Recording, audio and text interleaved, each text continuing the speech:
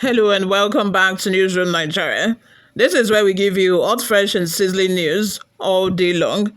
If this is your first time here, you have not subscribed to this channel, kindly subscribe, leave your opinions in the comment section. Also give this video a massive thumbs up as well. That way we are encouraged to put out more reliable and authentic news. My attention has been drawn to a press briefing by the former head of service, Mr. George Nwaeke'S, head on Channels Television on Friday, the 28th of March 2025. Ordinarily, I would not have responded to his claims, but to correct the erroneous impression such allegations may create in the minds of the people and the disaffection it is bound to cause in the state and the country. First, on the claim that he was aware of my discussions and plans to support Bola Tinubu's alleged 2027 presidential bid, to support Bala Mohammed's alleged 2027 presidential bid, it is laughable that Dr. Nwaeke would be part of any high-level political meetings as head of service, much more sitting in my alleged night meetings with Bala Mohammed and militants like he claimed. Howbeit, none of such meetings ever held. The truth is that the whole world knew when the Bauchi State Governor, as chairman of People's Democratic Party Governors Forum, visited the state, and there was nothing secret about the visit. It is also ludicrous for Dr. Nwaeke to claim that he was aware of my meetings to encourage attacks on oil pipelines and other national assets in the state, as there was no time I held any meeting with militants or any criminal group to destabilize the state. It is on record that I have been at the forefront preaching peace in the state, even in the face of obvious provocations. The truth is that Mr. Nwaeke has been compromised, and whatever he's saying is only aimed at fulfilling his promise to those who may have paid or coerced him to lie against me. I call on all well-meaning Nigerians and the good people of Rivers State to disregard anything said by Dr. Nwaeke, as they are mere desperate attempts to discredit me and my administration and undermine the peace process by Mr. President. You all, let's have your total opinions in the comment section. Seriously, guys, do you think the head of service, just a civil servant, or ordinary civil servant, because the head of service is a civil servant, not a politician, do you think that it would be allowed into very, very sensitive meetings like the ones they confessed that it was present in, where Fubara, for example, had meeting with militants and was telling them what to do, and the one that Fubara allegedly had with Bala Mohammed and said that it was going to help his 2027 presidential ambition. All of this to me, because I watched the video where this man was, doing the whole confession story.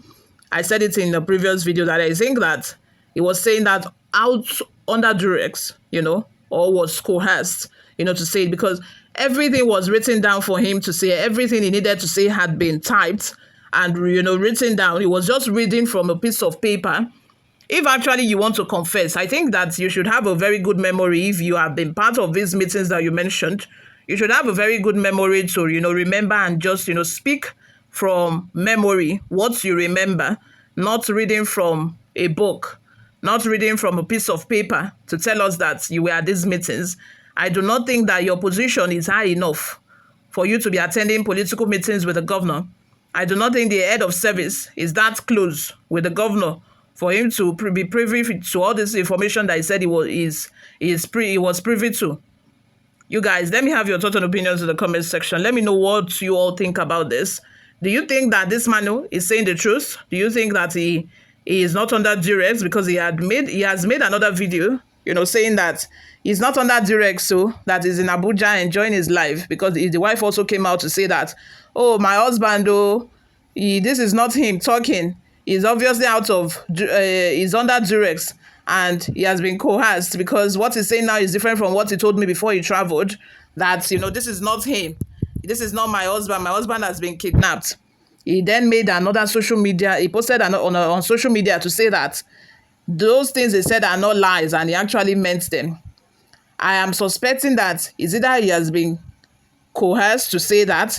He's saying it under duress, or he has been paid a lot of money to do it. And I actually think the last one is very likely, that he has been paid a lot of money to do it, because according to the wife said they brought some documents to him. That is before that was before he resigned. They brought documents to him to sign so that they will be able to rob Siminalayi Fubara and say that Fubara stole billions of naira. He said no, he's not going to sign it. That instead of him to sign it, he would rather resign, which was why he resigned. And now you went to Abuja telling his wife that he wanted to go and see a friend, and all of a sudden we are hearing another story entirely. Do you think that there is something at play here? What exactly is at play? Let me have your thoughts and opinions in the comment section. I would love to hear from you. Let me know what you think on this.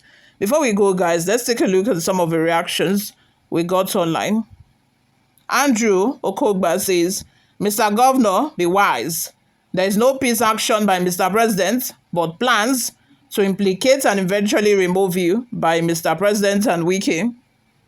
Olatunde Sahid says, see human being, betrayer, Nwaeke. They have promised him. That's why he was a Judas among your disciples, but unknown to Siminalayi Fubara. Peter Thomas says, Dr. George is wicked for talking bad against the governor, Fubara. May Dr. George not see peace. Henry says, I strongly believe that he was kept under duress before and during the briefing just to implicate our governor, Siminalayi Fubara. Let me shock you, because I can tell what people of such caliber can do this time. The question is, why will it be now? Why not later or before now? His condition now is between life and death, and Nwaeke should be held responsible for that. Nelson Udo says, sometimes I ponder what is really behind Dr. Professor. Are they really educated? The statement of Dr. George Nwaeke shows how little-minded he is, even as a little child. Ifeanyi says, the expected intrigues and betrayals have commenced. It shouldn't come as a surprise. Godwin says, why is Nwaeke so wicked? It's forgotten that there is God in heaven. If you succeed in framing up another person, you and your children and grandchildren will suffer it. What goes around comes around. Jacob Bameke says, Fubara, if you don't have a meeting with any militant or groups of youth in public in Rivers State, you can do so on technology. No politician can deceive Nigeria anymore unless you allow yourself to be deceived by politicians. Let's have your total opinions in the comment section. Thank you very much for always listening and watching, guys. This is where I'm going to draw the curtain for now. I will see you all in my next video. Bye for now.